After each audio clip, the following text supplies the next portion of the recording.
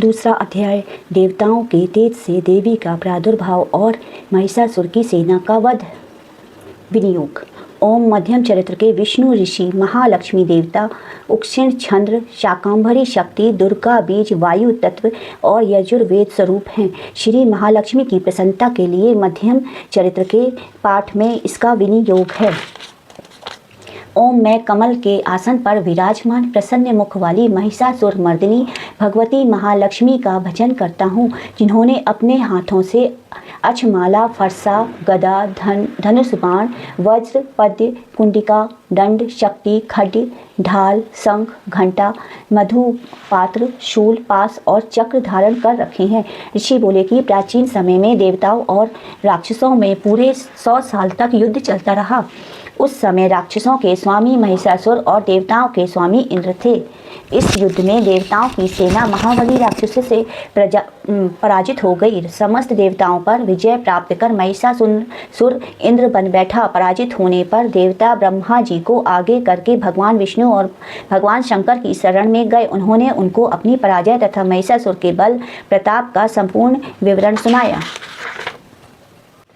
महिषासुर ने सूर्य इंद्र अग्नि वायु चंद्रमा यम वरुण तथा अन्य देवताओं के सभी अधिकार छीन लिए हैं। वह स्वयं ही सबका अधिपति बन गया है। उसने सभी देवताओं को स्वर्ग से निष्कासित कर दिया है।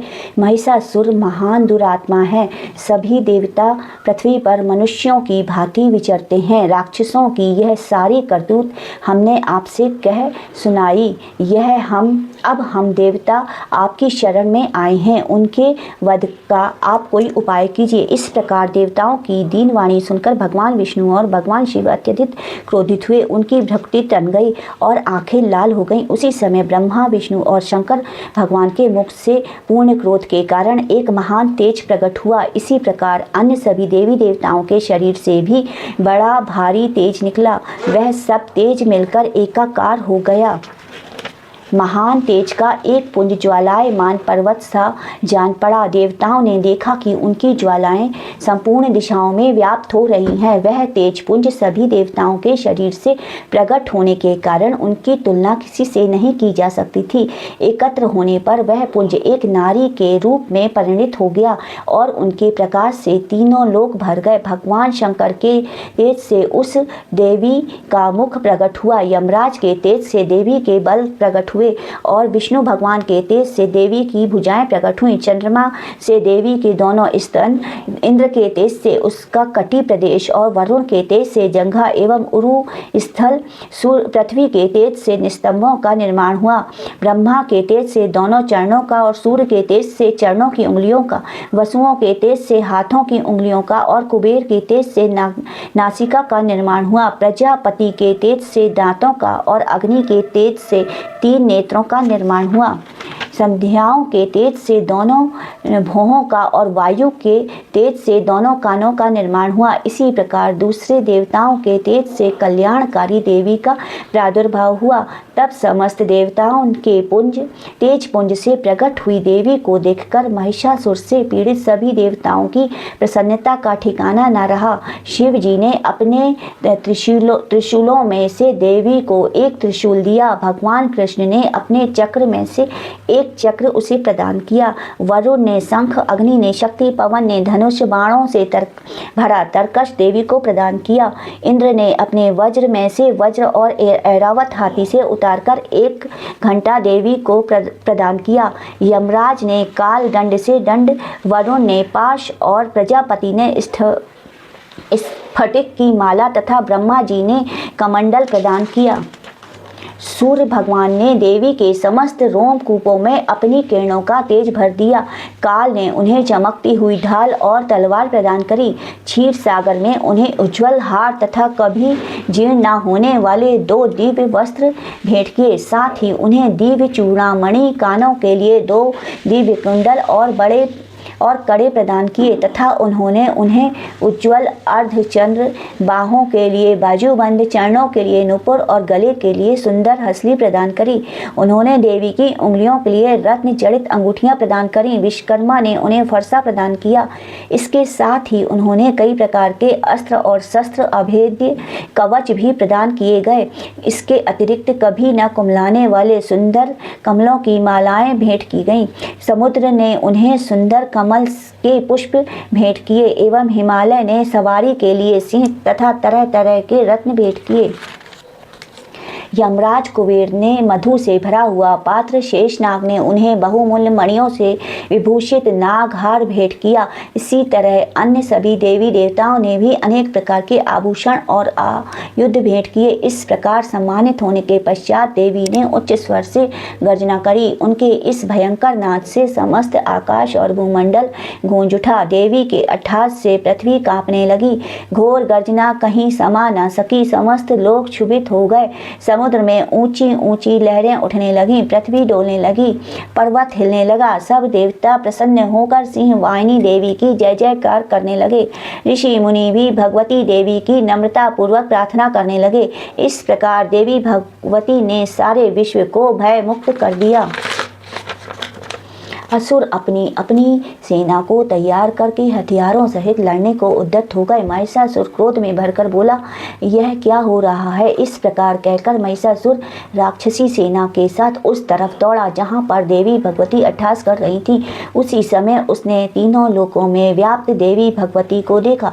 महिषासुर ने देखा कि विश्वव्यापिनी देवी भगवती अपने चरणों के बोझ से पृथ्वी को रसातल में दबा रही है और अपने मुकुट से आकाश को छू रही है। उसके धनुष की टंकार से सारा पाताल लोक कंपायमान हो रहा है। महिषासुर ने देखा कि देवी भगवती अपनी सहस्त्रों भुजाओं को संपूर्ण दिशाओं में फैलाए खड़ी थी। इसके पश्चात उनका राक्षसों के साथ युद्ध प्रारंभ हो गया। अनेकों प्रकार के अस्त्र शस्त्रों से सबकी सब दिशाएं उद्भाषित होने लगी। महिषासुर की सेना का सेनापति चिसुर नामक एक महान असुर था। वह आगे बढ़कर देवी के साथ युद्ध करने लगा। दूसरे राक्षसों की चतुर्गुणी सेना लेकर चामर भी लड़ने लगा। 60,000 महारथियों को साथ लेकर उद्ग्रत नामक महादैत्य आकर युद्ध करने लगा।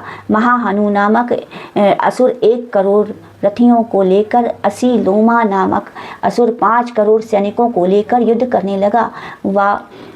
वशकल्य नामक राक्षस 60 लाख राक्षसों को साथ लेकर युद्ध में आ डटा। उनके पास हजारों घोड़े, हाथी की अनेक प्रकार की सेना थी। व्रत नामक राक्षस भी 1 करोड़ रथी सेना लेकर युद्ध के मैदान में आ डटा। विडालक्ष कजा राक्षस 1.5 करोड़ सेना लेकर देवी भगवती से युद्ध करने लगा। अन्य राक्षस भी अपनी सेना, रथ, घोड़े, हाथी लेकर देवी भगवती से युद्ध करने लगे। महिषासुर भी देवी भगवती के साथ युद्ध करने के लिए करोड़ों रथ, हाथी तथा घोड़ों की सेना लेकर युद्ध के मैदान में लड़ने लगा। राक्षस सेना तोमर, भिंडी, पाल, शक्ति, मूसल, परशु, पट्टिश, खग आदि शास्त्रों से देवी भगवती के साथ युद्ध करने लगी। कुछ राक्षसों ने देवी भगवती पर शक्तियां और पाश फेंके। बहुत से राक्षसों ने देवी भगवती को मारने हेतु उन पर तलवार से आक्रमण किया, तो चंडी देवी ने राक्षसों द्वारा अपने ऊपर प्रहार किए अस्त्र शस्त्रों को अपने शस्त्रों से साधारण से बच्चों के खेल के समान नष्ट कर डाला। इस प्रकार से चंडी देवी के तेज को देखकर देवता और ऋषियों ने उनकी स्तुति की। चंडिका देवी देवताओं और ऋषियों से उत्साहित होकर अपने अस्त्रों शस्त्रों से राक्षसों को निशाना बनाने लगी। उनका वाहन सिंह भी क्रोध में भरकर गर्दन के बालों को हिलाने लगा। देवी भगवती का शेर राक्षसों की सेना में इस प्रकार घूमने लगा मानो वन में वनों की आग फैल रही हो। क्रोधित देवी युद्ध के मैदान में नुथने फुलाकर श्वास छोड़ने लगी। उनकी प्रत्येक श्वास में सैकड़ों हजारों गण पैदा हो गए। उन गणों ने खग, भिंडी, पाल, परशु, पट्टिश आदि शस्त्रों से युद्ध करना शुरू किया। देवी भगवती से शक्ति पाकर वे गण राक्षसों का नाश करने लगे तथा कुछ गण नगाड़े, शंख आदि बजाने लगे।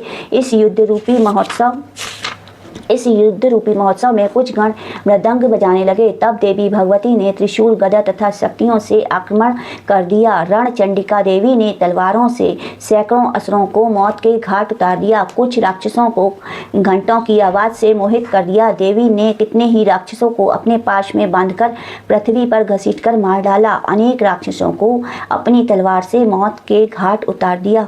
देवी भगवती ने बहुत से राक्षसों को अपनी गदा की चोट से भूमि पर सुला दिया। कितने ही राक्षसों को मूसल की मार से घायल कर दिया एवं घायल होकर रक्त वमन करने लगे। कितने ही राक्षस सूल से छाती फट जाने के कारण पृथ्वी पर लोटपोट हो गए। कितने ही राक्षसों को बाणों की वर्षा द्वारा युद्ध क्षेत्र में मौत की नींद सुला दिया। बाज पक्षी की भांति आक्रमण करने वाले देवताओं के शत्रु राक्षस प्राण छोड़ने लगे। कितने ही राक्षसों की भुजाएं कट गईं। अनेक राक्षसों की ग्रीवाएं छिन्न भिन्न हो गईं। कुछ दैत्यों के भगवती देवी ने सिर धड़ से अलग कर दिए। कुछ राक्षसों के शरीर के 2 टुकड़े कर दिए। कुछ महा असुर जंघा कट जाने से धराशाही हो गए। कुछ दैत्यों की देवी ने एक भुजा, एक आंख और एक टांग काटकर उनको 2 हिस्से में बांट दिया। कुछ राक्षसों के मस्तक काटकर पृथ्वी पर गिरने लगे तथा वे फिर उठ खड़े होते थे। वे कमबंध धड़ क्षीण आयुध लेकर देवी से युद्ध करने लगे। कई धड़ नगाड़ों की ताल पर नाचने लगे। राक्षसों के सिर विहीन धड़ हाथों में तलवार, शक्तियाँ तथा लिष्टि आदि शस्त्र लेकर घूम रहे थे। कई असुर देवी को ठहर जा कहकर ललकार रहे थे। युद्ध का मैदान रथी, हाथी, घोड़े और असुरों की लाशों से भर गया था। वहां पर आना जाना कठिन था। युद्ध के मैदान में असुरों के शरीर से इतना रक्त बह रहा था कि ऐसा लग रहा था कि मानो रक्त की नदी बह रही हो। देवी चंडिका ने उस असुर सेना का इस प्रकार संहार कर दिया मानो रण और लकड़ी के ढेर को अग्नि ने जला डाला हो। देवी के वाहन सिंह ने भयंकर आवाज करते हुए अपने गर्दन के बालों को हिलाते हुए घूम रहा था, जो ज्ञात होता था कि वह शत्रुओं को ढूंढ रहा हो। रणचंडी देवी के गणों ने उन राक्षसों के साथ ऐसा युद्ध किया कि देवता प्रसन्न होकर आकाश से फूलों की वर्षा करने लगे। इति श्री मार्कंडेय पुराणे सर्वाणिके मन्वंतरे देवी महात्म्ये महिषासुर सैन्य वधो नाम 2 अध्याय समाप्त। बोलो दुर्गा मैया की जय, अम्बे माता की जय। जय माता रानी, जय माँ कल्याणी।